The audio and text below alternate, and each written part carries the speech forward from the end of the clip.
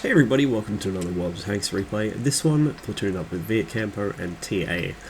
TA and I are both in our IS-4s.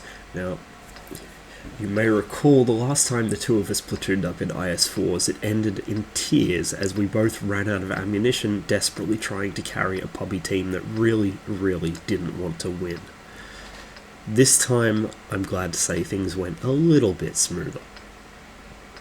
So, with 3 armoured behemoths in the same platoon, there's only really one thing we can do, which is go and block the west path, knowing especially that with 2 E100s, an IS-7 and a mouse on the enemy team, they're probably going to have the same idea. So we want to try and put as much armour in that canyon as we can, while the more lightly armoured tanks take the hill and begin to work around the middle of the map.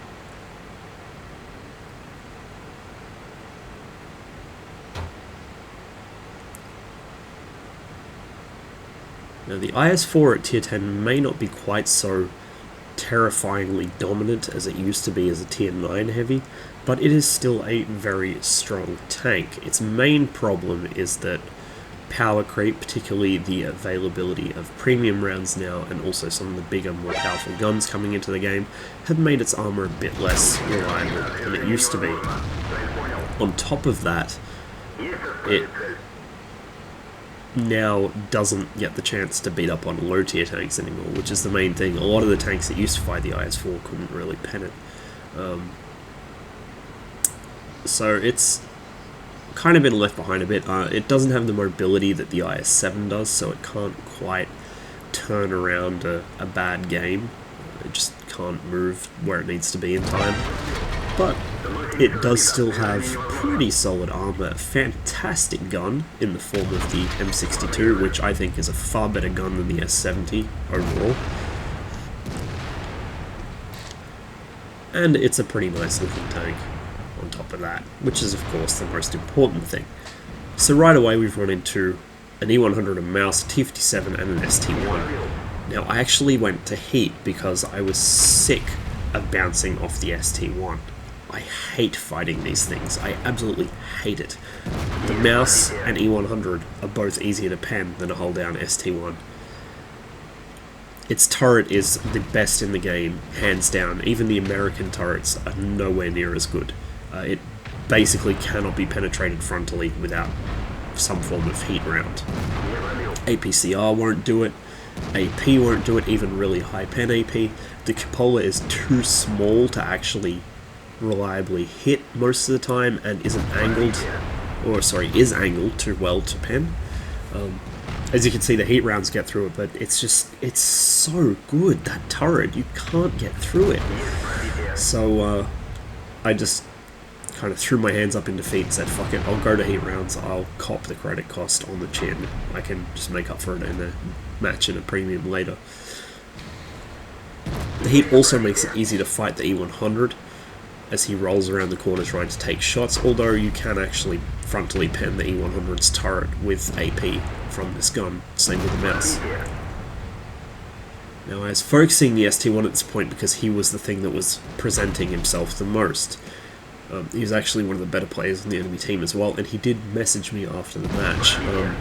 Surprisingly not salty about it. I thought he would be. Most puppies get really shitty when you shoot heat at them, particularly when you shoot nothing but heat at them, but he understood what was going on, and in fact he was shooting mostly heat at us as well. So it all worked out in the end. The enemy T57 here is shooting HE, just so you know, doing absolutely no useful damage in a tier 10 autoloader.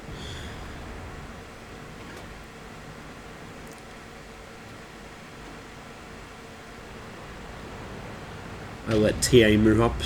He's got a few more hit points than me, though at this point I'm still pretty healthy.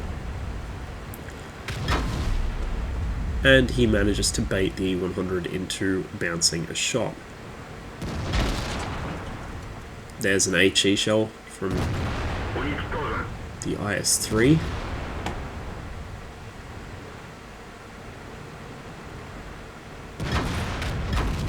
since it was obviously so effective from the T-57 at tier 10, he decided to follow its example, I suppose. Mouse gets tracked, oh sorry, the E100 gets tracked, correction, Mouse is already dead. So I roll around, pop him in the side. The E100 might nominally have very good armor, but it's slab-sided, much like the Mouse. Good angles are better than good thickness. I would take an IS-4 over either a Mouse or an E100 any day of the week. And I'd take an IS-7 over all of those. It's all about the angles. If you have 300mm thick armor, but it's a flat slab, it's going to be useless because people just shoot heat at you. Similarly, the Mouse is, what, 250 frontal, I think, or 200 frontal or something. And the E100 is about the same, 250 odd frontal.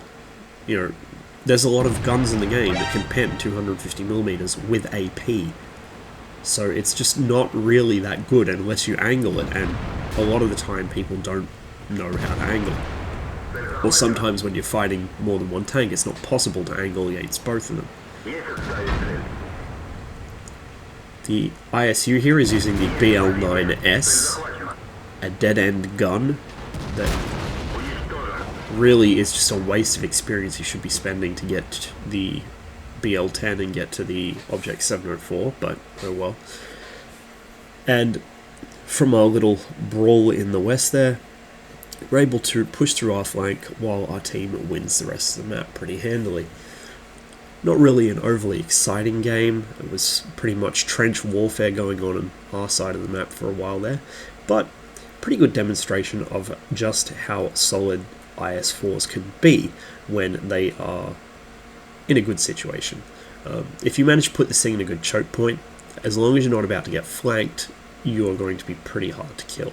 The biggest problem with the IS-4 is that its lack of mobility means you can quite often get cut off from your teammates, and suddenly you've got tanks on all sides of you, and that's where the armor really falls apart. But if you are just facing tanks frontally down a narrow alley, oh boy, they're going to have a bad day. Anyway, thank you very much for watching. I hope you enjoyed the video. As ever, I'll see you on the next one.